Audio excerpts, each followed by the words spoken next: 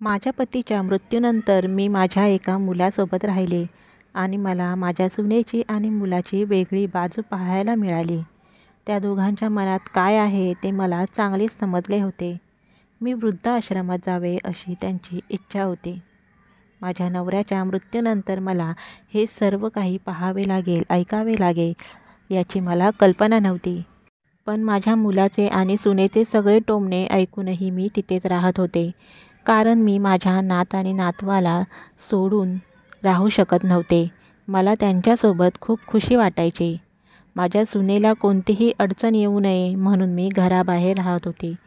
मुलाने थोडी दयाळूपणा दाखवून मला घराबाहेर छोटंसं झोपडं बांधून दिलं.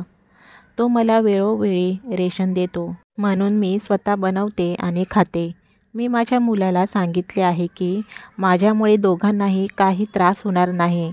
मला इथेच राहू द्या. मला या घरात मरू दे. मला एवढेच हवे आहे. मी स्वतःला भाग्यवान समजते की माझा मुलगा आणि सून निदान माझ्यासाठी एवढे तरी करत आहेत. माझा मुलगा सकाळी 9 वाजता कामावर जातो आणि मुलंही त्याच वेळी शाळेत जातात.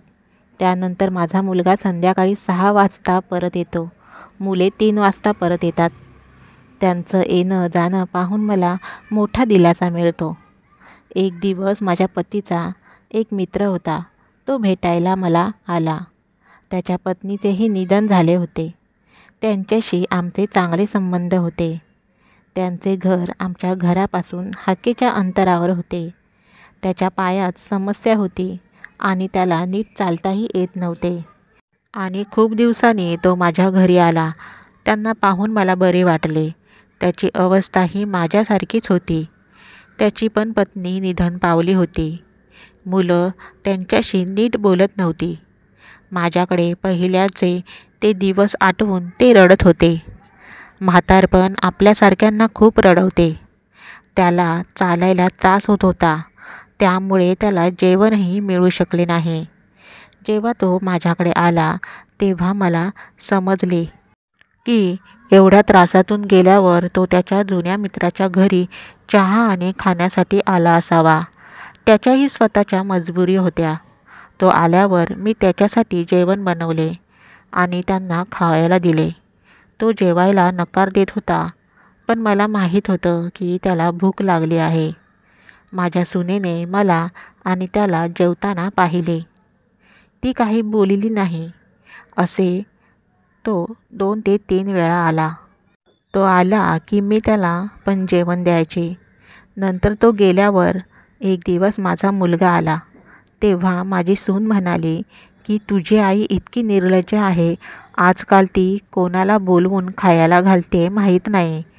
तू मोठ्या कष्टाने कमवतो आणि ही दुसऱ्यांवर उधळून टाकते आहे.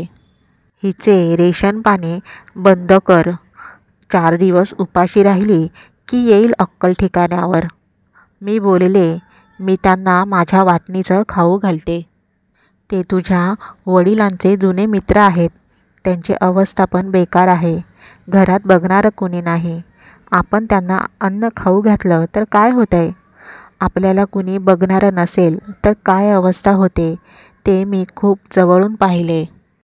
तरीही सून उलटंपालटं बोलू लागली की तिला घराबाहेर राहून स्वातंत्र्य मिळाले आहे. ती काय करते हे मला माहीत नाही. माझा मुलगा म्हणाला, हिला उपाशी ठेवावं लागेल. आणि माझ्या मुलाने मला घराच्या मागे नेले आणि मला शिडीजवळ बसवले आणि आता इथेच बस सांगितले. आता माझे अश्रूही सुकले होते. दुसऱ्या दिवशी जेवण मिळाले नाही. माझ्या सुनेने ते छोटेसे झोपडे देखील तोडून टाकले. एक दिवस उपाशी राहिल्यावर मला वाटले की मी चूक करते. मला आता इथे नाही राहिले पाहिजे. कदाचित माझ्या पालनपोषणात काहीतरी कमी पडले असेल, म्हणून हे दिवस बघावे लागतात. मग मी माझ्या मुलाला म्हणाले, मला नाही राहायचं इथे. तू मला अनाथ आश्रमात सोड. लगेच सून म्हणाली की एक दिवस उपाशी राहिली तेव्हा अक्कल ठिकाण्यावर आली. मुलाच्या पण चेहऱ्यावर तेव्हा एक विचित्र आनंद होता आणि तो पण पटकन तयार झाला मला सोडायला. माझी सून पण म्हणत होती की आज रजाच घे. इकडे तिकडे सोडून येऊ नको. नाहीतर 3 दिवसात परत येईल. मी माझ्या सुनेला म्हणाले, काळजी करू नको सुनबाई, मी पुन्हा येणार नाही. मी माझ्या नातवाला मिठी मारली, कारण ते मला पुन्हा भेटणार नाही हे मला माहीत होतं. मलाही माझ्या मुलाला डोळे भरून पाहायचे होते. एकदा मनापासून मिठी मारायची होती. पण तो म्हणाला, चल लवकर, उशीर होईल. मी माझ्या सुनेला म्हणाले, स्वतःची काळजी घेण्यास सांगितले. माझा मुलगा मला अनाथ आश्रमात सोडून गेला. तिथे आल्यानंतर माझ्यासारखे अनेक जण असल्याचे मी पाहिले. काही दिवस उदास राहिले आणि मग सत्य स्वीकारले. मी आता इथे आनंदी आहे. मी पण इथे काही छोटी कामं करते.